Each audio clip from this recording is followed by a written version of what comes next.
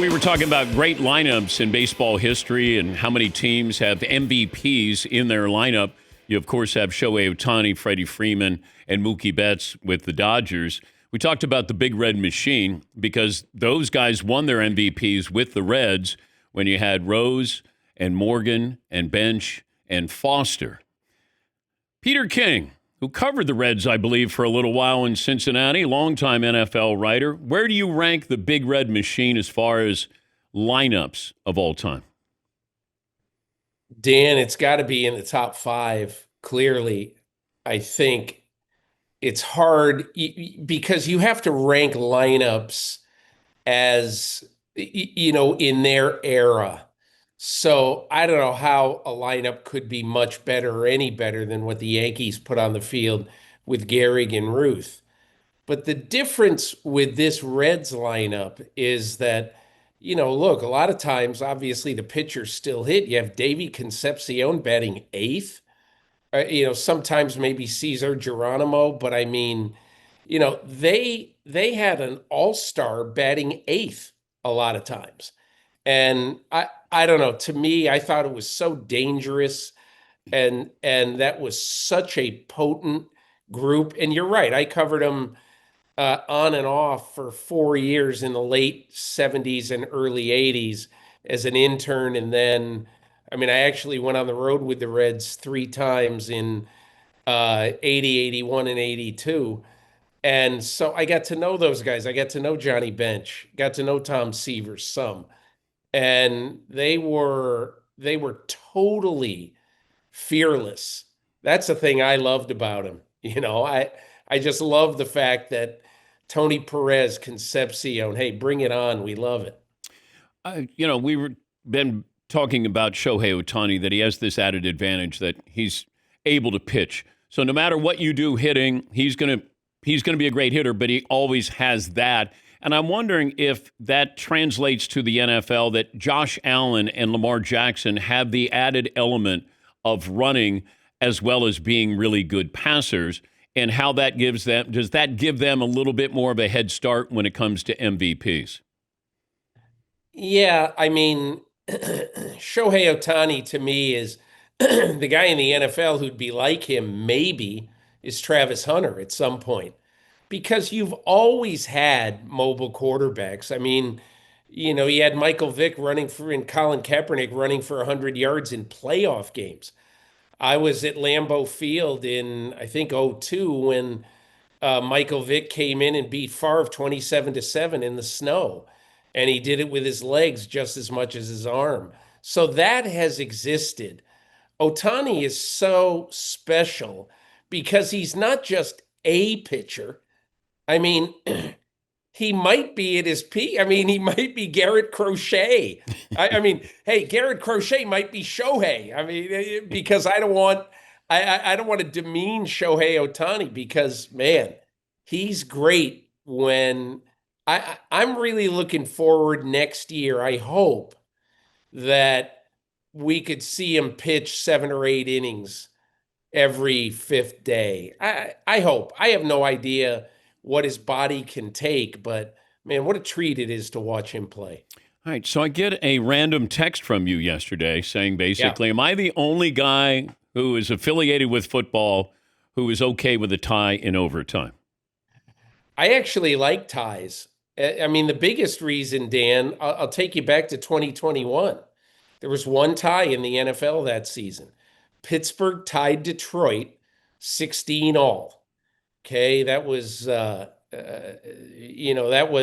Detroit either was winless at the time or whatever. They were a bad team at that time. But there was a tie, 16-16. At the end of the year, the Steelers' record was 9-7-1.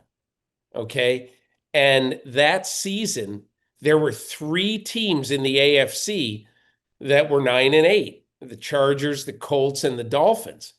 So just imagine, and the Lions had a field goal in overtime that they missed.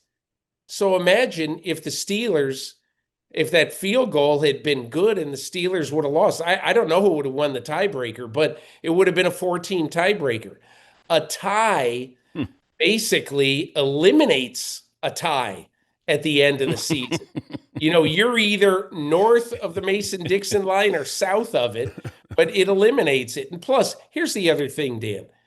That game the other night was incredibly fun. And at the end of it, now if you're a fan of one of the two teams, Green Bay or Dallas, maybe you're ticked off and if you're a player, you're ticked off that you got a tie. I mean, how can a fan just watching at home, you see the bizarre end, the clock stopped with 1 second left, and they're able to kick a field goal? How can you be upset at that? I mean, it was fun. It was scintillating the whole time. So I don't know. I mean, I bet that was a lot more fun than the 16-16 tie between Pittsburgh and Detroit. That was a fantastic football game. Yeah, it was a great meal, but I got to have dessert and coffee, and when we didn't get that. I want to have, I'd like to have, a winner and a loser. That's why we play these games, to win or lose. But it's so unique. It's so, I mean, there isn't even on average one tie per season. I think it's kind of cool. My grandson Freddie, who's a huge football fan, he's 7 years old, about to turn 8, and he watches all the games. And he got up Monday morning to get ready for school, and my daughter said, "Hey, there was a tie last night, Green Bay and Dallas." A tie? How does that happen? I can't believe it. A tie. So I don't know. I think once in a while, different is fun. If I task you with make overtime how you would want to make it. Let's say it's different than what it is now. How would you improve overtime? Well, the selfish person in me would want them to just play sudden death. Don't have a clock in overtime. The problem with that is, and I very much empathize with the players, I was dead set against a 17th game. I am deader set against an 18th game. It's just not fair to these players. It isn't. You're adding on 6% more snaps for a starting player and saying, there's not any more injury risk. Of course there is. So I understand why you don't want to add more snaps to overtime. Selfishly, I would like to see it go until it ends. But I don't think right now, in my opinion anyway, that there's a better system than this system that there is. The only way you could do it differently is to have first score wins, which I think is eminently unfair. I'm wondering if the tush push is aesthetically not pleasing. Seeing kickers kick all these field goals is not aesthetically pleasing either, in my opinion. Does the NFL, how much of it should they be worried about the glut of kickers being so great at what they do? I would be, because they didn't create this game to have. I mean, let's just say, Dan, that you're playing the Dallas Cowboys, and your kicker skitters one out of bounds, and you get the ball. The Cowboys get the ball at their own 40-yard line. Think about it. They need 10 yards to get Brandon Aubrey in field goal range. Yeah. And again, let's say they get it run it back to the 28. They only need 22, 23 yards to get him in field goal range, and not just a maybe field goal. He is likely to make a 66, 67-yard field goal, in weatherless conditions. I think the one thing the NFL has to look at, and when I don't really cover this, obviously now I'm retired, but I've been reading about how some of the balls that get broken in, the K balls, they get broken in better than they did before. And they're going to have to look at that to see if that is a big factor, because kicking a well-worn football is much better for a kicker than kicking a football right out of the box. I know you voted for the Hall of Fame for decades. There's been a lot of conversation about Russell Wilson. Can you play your way out of the Hall of Fame? Now, I don't know if you had Russ in the Hall of Fame, in your opinion, but have players played their way out of the Hall of Fame? I think so, and I think coaches can coach their way out of the Hall of Fame. You got to consider a guy's entire career. I think Russell Wilson was a borderline quarterback for the Hall of Fame. We have to remember a few things right now about the quarterback position. Look at the incredible glut of strong quarterback candidates for the Hall of Fame. I mean, I think Eli Manning is a strong candidate. Matthew Stafford is going to be a strong candidate. Matt Ryan is a candidate. You've got a lot of people who are candidates who've put up really, really good numbers. What differentiates you? And now we have seen Russell Wilson be disappointing in Denver, kind of get run out of Pittsburgh when they needed a veteran. They didn't choose to resign him. And he has, 2 out of 3 ignominious weeks with the Giants and loses his job. It all has to factor in, Dan. It would, I think and again, we'll see. I think he's got an uphill fight, but then again, his career's not over. Yeah, I think Russ was far more consistent than Eli. You got 10 Pro Bowls back when it did mean something to be a Pro Bowl I'm player. not sure it did mean something in 10 years ago, Dan. I don't think the Pro Bowl has meant anything in 25 years. Okay, but Personally. he's a better regular season quarterback. His stats aren't it's Yes, he not even was. close. Yep. Eli is an inch away from having one Super Bowl with David Tyree's catch, and Russell is an inch away with Malcolm Butler from having 2 Super Bowls. Blah, blah, blah. I mean, so what? I don't care. Could we go back to the championship game in 1958 and say, well, what if Johnny Unitas hadn't made such and such a pass, a miracle catch by whoever? Raymond Barry.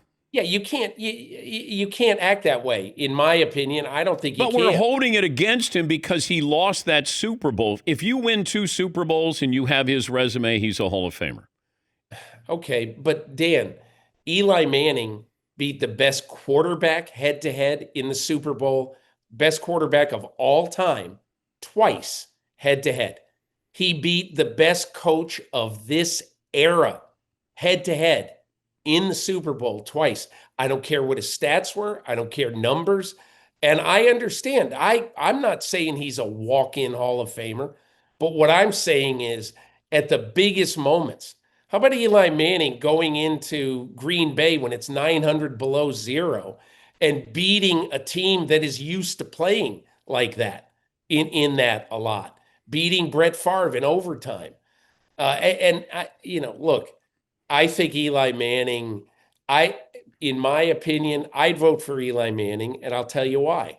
Because at the biggest moments of his career, he produced.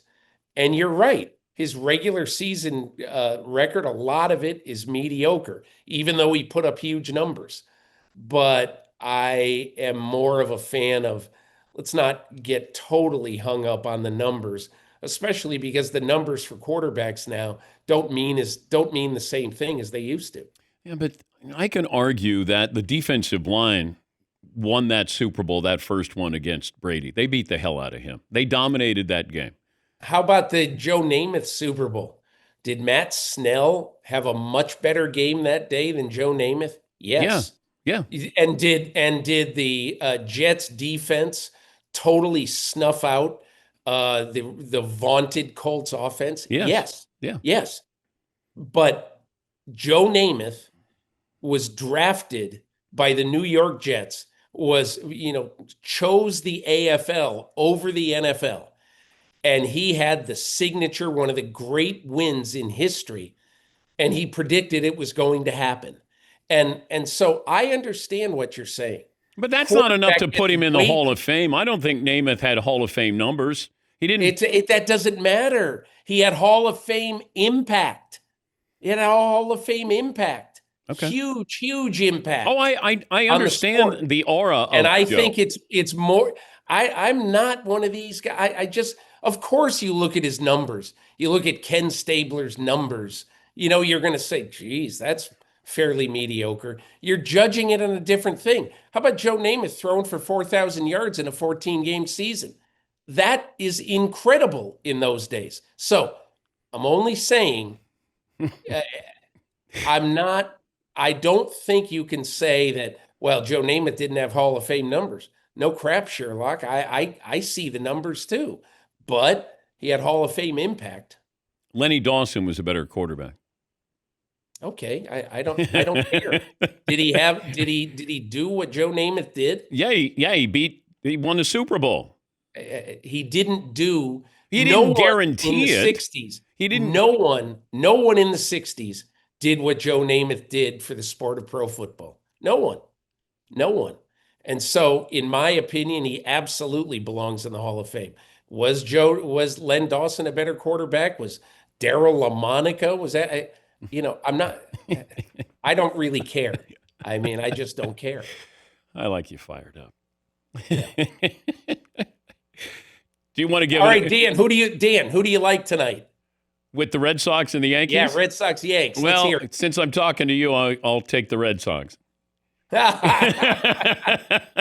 No, I mean, hey, look, they're relying on a kid who started the year in A-ball, right? Both of these starters, I don't think they shave. They're all they're like 24 years. Whatever happened to deep pitching staffs? Yeah, well, starters, the whole thing has changed. It's a bullpen game. I know. It's a bullpen game. And I'll tell you what, these two games, I don't know.